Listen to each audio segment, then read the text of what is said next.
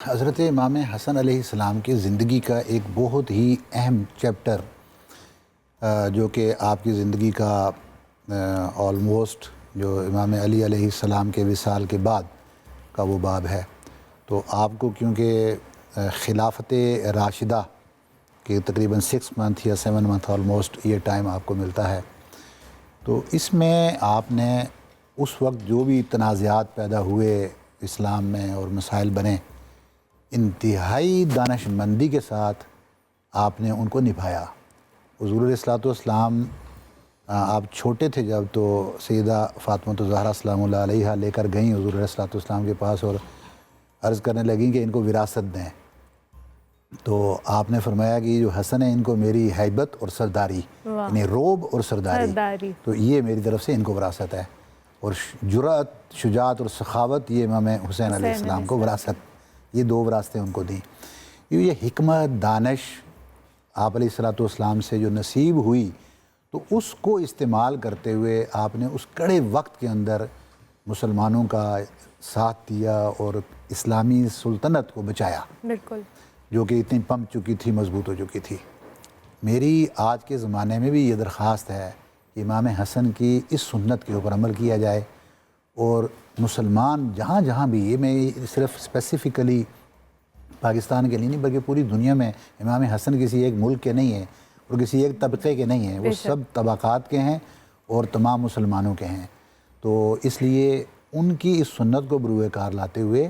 ہمیں بھی ان چیزوں کو اپنی حکومتی سطح کے اوپر بھی اجاگر کرنے کی ضرورت ہے، تاکہ مسائل، فتنے اور ان چیزوں سے بچا جائے، اور صحیح معنوں میں ہم اپنے جو دین کو غالب کرنے کے لیے جو مناسب چیزیں ہیں ان کو لے کر آگے چل سکیں۔ بالکل ٹھیک ہے۔ علامہ صاحب، آپ بھی ٹاپک کو وائنڈ اپ کرتے ہوئے کچھ بھی کہنا چاہیں؟ امام حسن علیہ السلام کی ساری زندگی جو ہے وہ ہمیں ایک پیغام دیتی ہے، اور وہ ہے کہ آپ کا کچھ بچے نہ بچے، اسلام بچنا چاہیے۔ واہ! جی، امام حسن مجتبیٰ علیہ السلام کے سامنے دو رستے تھے، ایک جنگ کا رستہ تھا، ایک صلح کا رستہ تھا۔ حالات و واقعات ایسے تھے کیونکہ سارے نو مسلم تھے، کسی کا ایمان اتنا پختہ نہیں تھا کہ ہاں جی وہ امام حسن کے ساتھ یا ساتھ دیتے یا دوسری طرف چلے جاتے، کیونکہ تمام مسلمانوں کا اندر کا ہی معاملہ تھا، کیونکہ اور یہاں پہ اگر کسی نے قتل ہونا تھا یا خون بہنا تھا تو دونوں طرف سے مسلمانوں کا، جو کہ بہہ چکا تھا۔